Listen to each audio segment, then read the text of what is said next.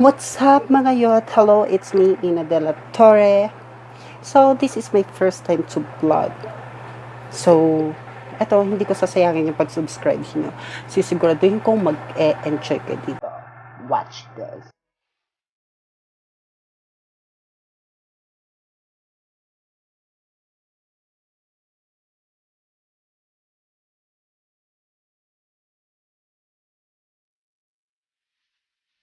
Ito guys, ngayong home quarantine, isa-isa muna kami magbablog ng mga sister ko. At saka napag-isip-isip namin na gawin muna itong totropahin or jojowain kasi merong malapit sa amin na ayun daw muna ang aming gawin sa ngayon. Dahil hindi pa kami pwede magsama at bawal gumala kung saan-saan. Oh my God. Meron akong 16 na lalaking naipod. Nag-post kasi kami kagabi, di ba? Na i-comment yung picture kung totropahin ba or jojowain. Pero may mga makulit. Ay, Diyos ko, mga nag-PM pa. Sabi ko nga, comment. Puro kayo PM. Ayaw niyo magpakilala. Para kayong mga tanga. Okay, guys, let's start na ba? Okay, simulan natin. Okay, guys. Ito ang una nating lalaki, si Raymond Magracia. Totropahin or jojowain? Para sa akin, syempre, di ba? Tropa lang. Totropahin ko lang to kasi ano to, sakristan, magiging jowa mo ba sa kristante? Yot ka na naman. Totropahin lang to si Raymond Magracia. Mabait siyang tao Napakabait niyang tao kaso babaero. Siguro kampon talaga to ni Padre Damaso. Okay, next tayo. Si RJ Navarro. Ito, si RJ Navarro, PM to Piniem sa akin to Hindi to kinomen, pero sige, kuha tayo sa PM. RJ Navarro, section, rin, Timo Labi. Bakit puro estudyante binibigay niya sa akin? Ha? Mukha ba akong bata? Si RJ Navarro, totropahin or jojowain?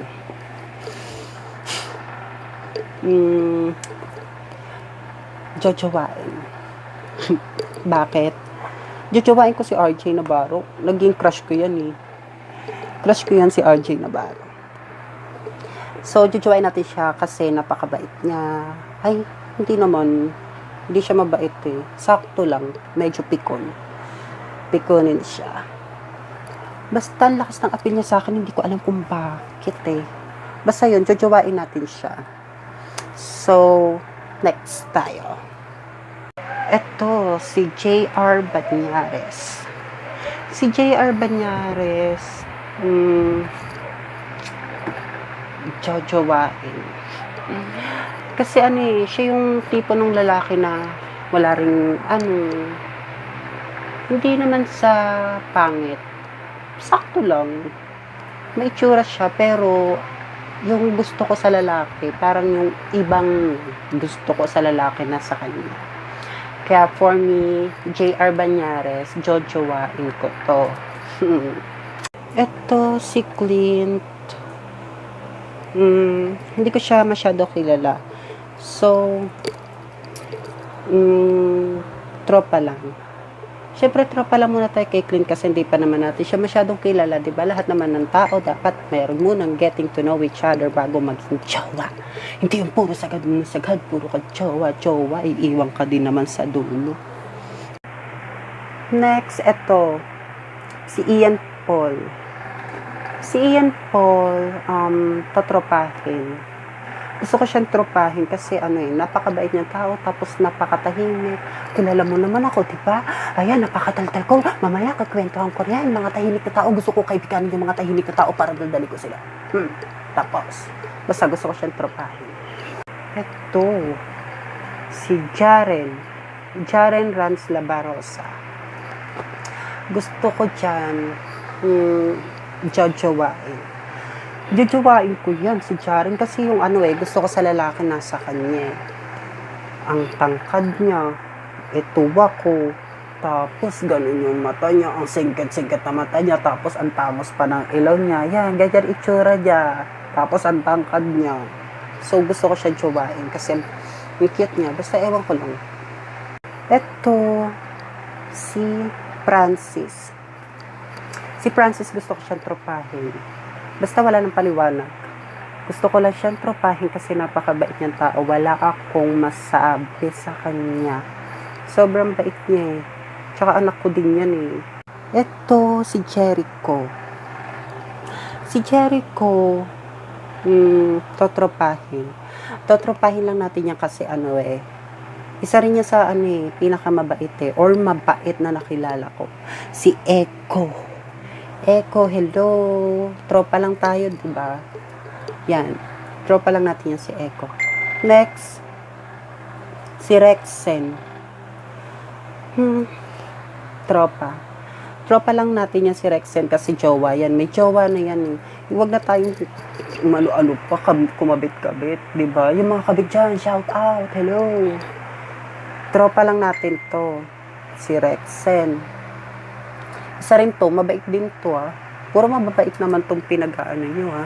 E di ano masasabi ko dito sa mga to? Dito tayo kay Arky. Arky Sendon. Totropahin. Totropahin lang natin si Arky. Kasi gusto ko pa siyang makilala. Napaka-mysterious niya rin. Napaka-misteryoso niyang tao. Kaya parang nahihiwagaan ako sa kanya at gusto ko siyang makilala pa. Yan, gusto ko siyang tropahin. Next, si Jester.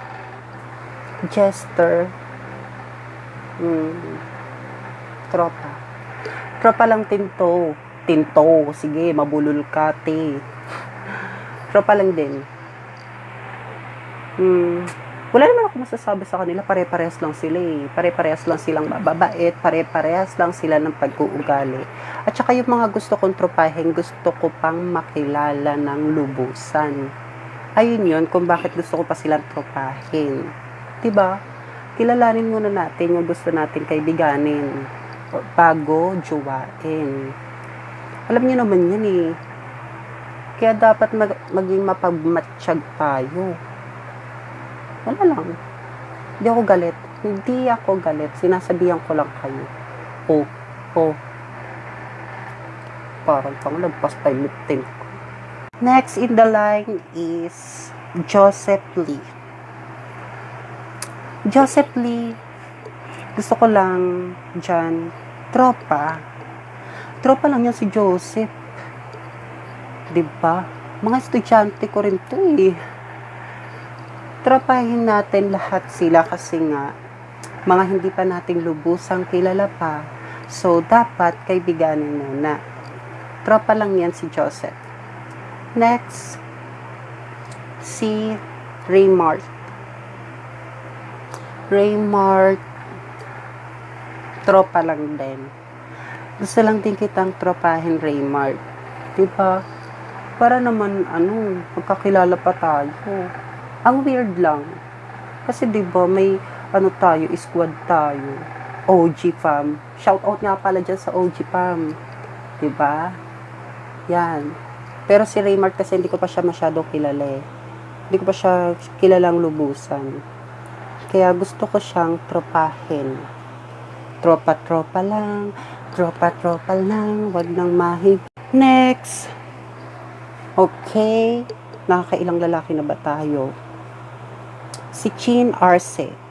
Chin Arce ba? Correct me if I'm wrong ah. Si Chin. Hindi ko naman siya kilala. Ang kilala ko yung kapatid niya eh. Gusto ko muna siyang tropahin. Tropa lang muna. Kasi may one time or may times na nagkausap kami sa GC. Mabait siya. Rapper to eh. Yan, Chin RC. Yan, tropa muna tayo ha. Pag may time ha, tropahin mo ako. Pari ka sa akin, tignan mo. So, yun mga kayo, tapos na ang first vlog ko. Oh my God.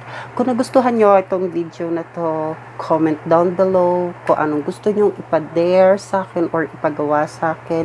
Then I will do it for my next vlog. Thank you, babush mga kayot. Don't forget to subscribe and hit like button.